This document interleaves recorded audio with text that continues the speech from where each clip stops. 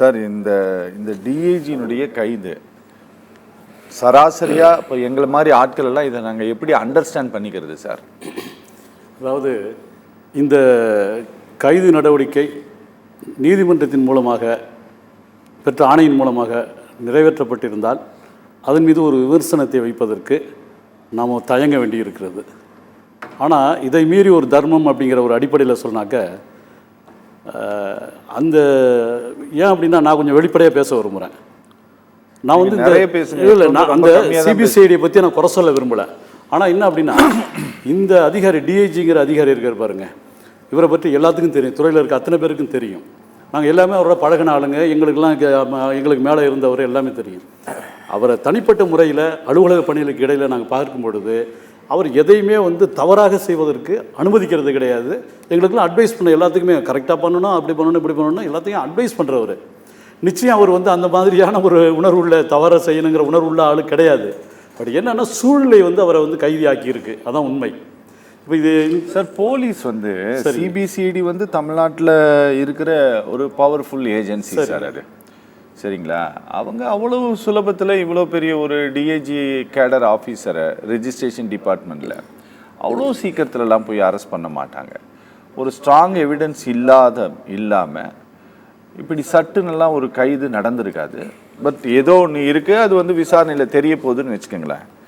ஆனால் இந்த அரெஸ்ட்டு சொல்லி இருக்கக்கூடிய செய்தி அப்படின்னா இது வந்து இங்கே நிறைய தவறு நடக்குதுங்கிற மாதிரி நாங்கள் புரிஞ்சுக்கலாமா, இல்லை தவறு செய்கிறவங்கள இந்த கவர்மெண்ட் எந்த பதவியில் இருந்தாலும் கைது செஞ்சிருவாங்க அப்படிங்கிற மாதிரி நாங்கள் புரிஞ்சுக்கிறதா? அதாவது ஒரு ஆச்சரியமான விஷயம் என்ன அப்படின்னா, முதல்ல வந்து ஒரு மேனுவலாக எல்லாமே பண்ணிக்கிட்டு இருந்தோம். அதுக்கு பிறகு அதை கம்ப்யூட்டரைஸ் பண்ணலாம். அதை வந்து இந்த டெக்னாலஜி வளர அது அந்த டெக்னாலஜியில் அதை கொண்டு வந்துட்டு அந்த ஃப்ராடுலண்ட் இதெல்லாம் குறைச்சிடலாம் அப்படிங்கிற மாதிரியான விஷயங்களும் இவங்க டெவலப் பண்ணாங்க. இதில் என்ன ஆச்சரியம் அப்படின்னா, மேனுவலாக இருக்கப்போ குற்றங்கள் இருந்தது, இந்த மாதிரி ஃப்ராடுலண்ட் டாக்குமெண்ட்ஸ்லாம் எல்லாம் பண்ணாங்க, திருத்தம் பண்ணாங்க, எல்லாம் பண்ணாங்க அப்படின்னு சொல்லி தான் இதெல்லாம் வந்த பிறகு அந்த அந்த நடவடிக்கைகள் இருக்குது பாருங்கள், தவறான நடவடிக்கைகள் அது குறைந்த பாடாக இல்லை. டெக்னாலஜியை நம்ம வந்து கொண்டு வந்த பிறகு உற்பத்திக்கு பிறகும் அது குறைஞ்ச பாடாக இல்லை, அதோட அதிகமாக இருக்குங்கிற மாதிரி இருக்கிறத ஒரு வேடிக்கையான விஷயம் இது. இன்னொன்று என்னென்னா, இந்த ஒரு தவறை ஒருத்தர் செஞ்சாங்க அப்படின்னாக்க, ஒரு தவறை கீழ்மட்டத்தில் ஒரு தவறை செஞ்சுட்டாங்க அப்படின்னா அந்த செயின் இருக்குது பாருங்கள், அந்த லிங்க் இருக்குது பாருங்கள், அவங்க நிரபராதியாக இருந்தாலும் கூட அவங்கள எல்லாமே இந்த வளையத்தில் கொண்டு வர வேண்டிய நிர்பந்தம் அந்த காவல்துறைக்கு இருக்குது அப்படிங்கிறது உண்மை. அல்லது நீதிமன்றம் வந்து ஒரு டைரக்ஷன் கொடுத்துருச்சு அப்படின்னாக்க அது நிறைவேற்ற வேண்டிய கடமையும் சிபிசிஐடிக்கு இருக்குது அப்படிங்கிற ஒரு விஷயம். இந்த ஒரு விஷயத்தை பொறுத்தவரையிலும் நான் சில விஷயங்கள் சொல்ல விரும்புகிறேன். அது வந்து ஏற்புடையதா இல்லையா அப்படிங்கிறது இல்லை யாருக்கா எதிரானதா அப்படிலாம் கிடையாது. பொதுவாக இந்த அதிகாரியை பொறுத்த வரைக்கும் 100% இந்த துறையில் உள்ள எல்லாருமே வந்து இவர் செய்வதற்கு வாய்ப்பே இல்லை, அந்த மாதிரி ஆள் கிடையாது அப்படிங்கிற சொல்கிறதுனால தான். இல்லை நாங்கள் அவருக்கு நற்சான்றிதழ் கொடுக்கறதுக்காக இல்லை நிகழ்ச்சி அதனால தான் வந்து என்னென்னா, ஏன்னா டிபார்ட்மெண்ட் எல்லாருமே சேர்ந்து இதுக்கு அகேன்ஸ்டாக ஒரு ஆர்ப்பாட்டம் மாதிரி ஒரு டோக்கன் இது மாதிரி பண்ணுறாங்க. நீங்கள் தாராளமாக பண்ணலாம், நிச்சயம். அது ஒன்று. நாங்கள் வந்து அவருக்கு நல்ல சர்டிஃபிகேட் கொடுக்கறதுக்காகலாம் இந்த நிகழ்ச்சி நடக்குது. எங்களுக்கு இவ்வளோ பெரிய ஒரு அரெஸ்ட் நடந்திருக்கு அப்படின்னா அதை போலீஸ் வந்து சும்மா செஞ்சுருக்க மாட்டாங்க அப்படின்ட்டு எங்களுக்கு ஆழமாக தெரியும். ரெண்டாவது, இது கோர்ட்டினுடைய டைரக்ஷன் படி தான் இந்த விசாரணையை சிபிசிஐடி நடத்திட்டு இருக்காங்கங்கிறது பட்டவர்த்தனமாக நமக்கு தெரியுது.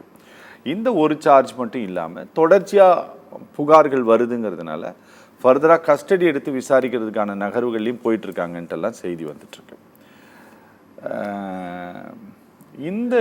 இந்த ஒரு டிஐஜி கேடர் இருக்கக்கூடிய ஒரு ஆஃபீஸர் நீங்கள் சொல்கிறீங்க அவங்க எதுவுமே பண்ண மாட்டாங்க, ரொம்ப கரெக்டாக நடந்துக்குவாங்கன்னு சொல்லிட்டு. சார், இது வந்து வித்தவுட் மினிஸ்டரோட நாலேஜுக்கு தெரியாமல், இல்லை கவர்மெண்ட்டுக்கு தெரியாமல், கவர்மெண்ட்டோட நாலேஜ் இல்லாமல் சிபிசிஐடி தன்னிச்சையாக இந்த ஒரு கைதை வந்து நடத்தியிருப்பாங்கன்னு நீங்கள் நம்புறீங்களா?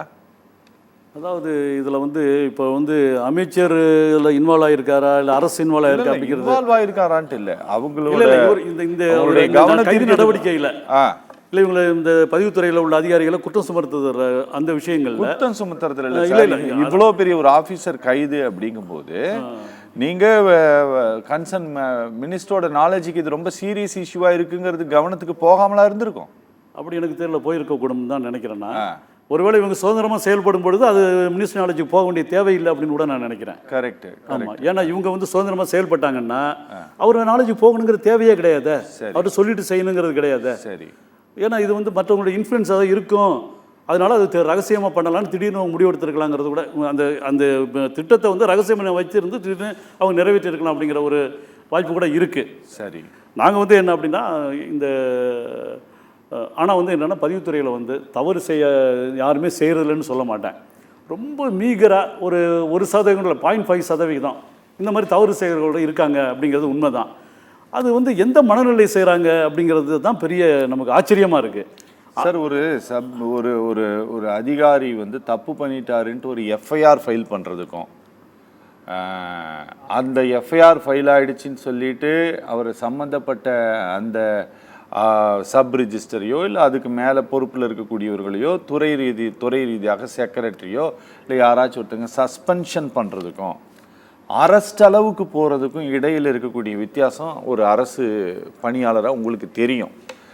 நீங்கள் இந்த கைது வர, அதாவது கையும் களவுமா பணம் பிடிக்கிறவங்களை தவிர வேறு யாரையும் லஞ்ச ஒழிப்புத்துறை கைது பண்ணுறது கிடையாது. இப்போ இந்த கேஸ் பொறுத்தவரை இது கொஞ்சம் சீரியஸாக இருக்குங்கிறது உண்மையா இல்லையா? அதாவது நீங்கள் ஒரு வார்த்தை சொன்னீங்க, இப்போ லஞ்ச ஒழிப்புத்துறையால் கையும் களவுமா பிடிக்கிறதுக்கு நாங்கள் வந்து பிடித்ததையே இதையும் கம்பேர் பண்ணி சொன்னீங்க. அந்த மாதிரி விஷயத்துக்கு நாங்கள் ஆதரவாக பேசவே மாட்டோம். அங்கே பிடிக்கப்பட வேண்டியவர்கள் தான் நாங்கள் சொல்லுவோம். ஆனால் இந்த விஷயத்தை பொறுத்த வரைக்கும் நாங்கள் டிபார்ட்மெண்ட்டில் இருந்திருக்கோம், இந்த சூழல்லாம் தெரியும். அப்படிங்கிற நிலைமையில் நான் ஒரு நேச்சராக என்ன அப்படிங்கிறத சொல்ல வர்றேன். என்ன அப்படின்னா, கீழே உள்ளவங்க செய்கிற தவறு மேலே உள்ளவங்க வரைக்கும் பாதிக்கும் அப்படிங்கிறது இது ஒரு பாடம். இன்னொன்று என்னென்னா, ஒரு என்கம்பரன்ஸ் சர்டிஃபிகேட்டு அதில் வந்து தப்பாகிடுச்சு, தவறாக கொடுத்துட்டாங்க அப்படின்னாக்க அதற்கு பொறுப்பு யார் அப்படின்னாக்க சார்பதிவாளர் அந்த இன்கம் சர்டிஃபிகேட் கையெழுத்து போட்டு இஷ்யூ பண்ணுறாரு. கடைசி சர்டிஃபிகேட் சொல்கிறீங்க நீங்கள்? இல்லை, நீங்கள் அதில் பொறுப்பு எடுத்துக்கிறது ஒரு இன்கம் சர்டிஃபிகேட்டு அந்த மாதிரி வந்ததுனாக்கா அதுக்கு பொறுப்பு என்ன சொல்கிறாங்கன்னா, சார்பதிவாளர் கையெழுத்து போடுறாரு ஃபைனலாக. சார்பதிவாளர் பொறுப்பு இல்லை, கீழே இருக்க அந்த உதவியாளர் தான் அதை தயாரித்தவங்க, அதை வெரிஃபை பண்ணவங்க, கடைசியாக அவர் வந்து அதை ஒப்புதல் கொடுக்குறாரு. இந்த ஒப்புதல் கொடுக்குறவருக்கு வந்து அவர் மேலே தவறு கிடையாது, அந்த மற்ற 2 பேர் மேலே தான் அவங்க வந்து குற்றம் சாட்டுறாங்க. அப்படி தான் ஒரு ஆர்டர் இருக்குது, ஐஜி ஆர்டர் இருக்குது. அதே அந்த ஆர்டரின் படி இங்கேயும் நீங்கள் அதை பொருத்தி பார்த்தீங்க அப்படின்னாக்க அப்போ என்னென்னா, மேலே இருக்க டிஐஜி லெவலில் இருக்க அந்த டிஆர் லெவலில் இருக்கவங்க செய்வது, இவங்க தான் கீழே உள்ளவங்க தான் வந்து அதுக்கு பொறுப்பானவங்க. கடைசியாக வந்து இது கையெழுத்து போடுறவங்க வந்து, ஏன்னா அவங்க கையெழுத்து போடுறது என்னென்னா இவங்க சரியாக செஞ்சுருப்பாங்க அப்படிங்கிற நம்பிக்கை தான் அவங்க கையெழுத்து போடுறாங்க. இப்போ சார் சொன்னது மாதிரி ஒரு நாளைக்கு 250 இந்த மாதிரி இது வருது. 250 விரைவு பண்ணிகிட்டு இருக்க முடியுமா அந்த மாவட்ட பதிவாளர்? மாவட்ட பதிவு இதை தவிர வேறு எத்தனையோ வேலைகள் இருக்குது, 1008 வேலைகள் இருக்குமே, மிகப்பெரிய வேலைப்பழுது. அப்படி இருக்க நேரத்தில் கீழே இருக்கவங்க நேர்மையாக இருப்பாங்க அப்படிங்கிற நம்பிக்கையில் அதைத்தான் இவங்க வந்து தம் இம்ப்ரெஷன் வைக்கிறாங்க. கடைசியில் சில நேரங்களில் பார்த்தீங்கன்னா, நானே பார்த்துருக்கேன், அந்த ஆவணத்துக்கு இவங்க கம்ப்யூட்டரில் சார்பதிவாளர் உட்காந்துருப்பாங்க, ஒரு பக்கம் வந்து பாருங்க தம் இம்ப்ரெஷன் அந்த இதை கொண்டாந்து வைப்பாங்க, இதில் தம் இம்ப்ரெஷன் பண்ணிக்கிட்டே இந்த வேலையை பார்த்துட்டு இருக்காங்க நான் பார்த்துருக்கேன். ஓகே, இந்த மாதிரி நிலைமையில் எப்படி இதை தவிர்க்க முடியும், இல்லை எப்படி இவங்களை பொறுப்பாக்க முடியும் அப்படிங்கிற மாதிரி தான். இன்னொன்று, டிஐஜி பதவி அப்படிங்கிறது எப்படின்னாக்கா ஒரு மிகப்பெரிய பதவி. இவங்க என்னன்னா, இவங்க நிச்சயம் ஒரு அறிவுபூர்வமான ஆட்கள் தான் வர முடியும். ஏன்னா டைரக்ட் ரெக்ரூட்மெண்ட்டில் வர்றாங்க. டிஐஜிங்கிற பதவியில் வேறு மாதிரி தவறுகள் செய்யுது, தன்னை நிலைநிறுத்திக்கணும், இல்லை தன்னை வளர்த்துக்கணும் அப்படின்னு நினைக்கிற மாதிரியான கிடையாது. அந்த பதவியே பெரிய கௌரவமான பதவி தான். அப்போ அதுக்கு ஒரு மாற்று இதில் போகிறதுக்கு, சிந்தனைக்கு போகிறதுக்கு யாருக்குமே தோணாது. அப்படி தோணுச்சுன்னா அது அவன் ஜீனில் ஊறின விஷயமாக தான் இருக்குது அந்த குற்ற உணர்வுங்கிறது. அந்த மாதிரியெல்லாம் இப்போ பொதுவாக இப்போ நான் சர்டிஃபிகேட் கொடுக்குறேன் நீங்கள் சொல்கிறீங்க, நான் அது கட்டாயம் சொல்லி ஆகணும், அவரை பற்றி சொல்லி ஆகணும். மற்றவர்களுக்கு அவர் அறிவுரை வழங்கக்கூடியவர், தப்பாக பண்ணக்கூடாது, ஒழுங்காக இருக்கணும் அப்படின்னு எல்லாத்துக்கும் அறிவுரை பண்ணக்கூடியவர். ஏன்னா நாங்களாம் இருந்து பார்த்துருக்கோம். நிச்சயம் அவர் செய்வதற்கு வாய்ப்பே கிடையாது அப்படின்னு 200% எல்லாமே ஒரு டாக் இருக்கிறதுக்கு காரணம் என்னன்னாக்க, இவர் சூழல் அந்த சூழல் இவரை கைதியாக்கியிருக்கு அப்படின்னு நாங்கள் உணர்கிறோம்.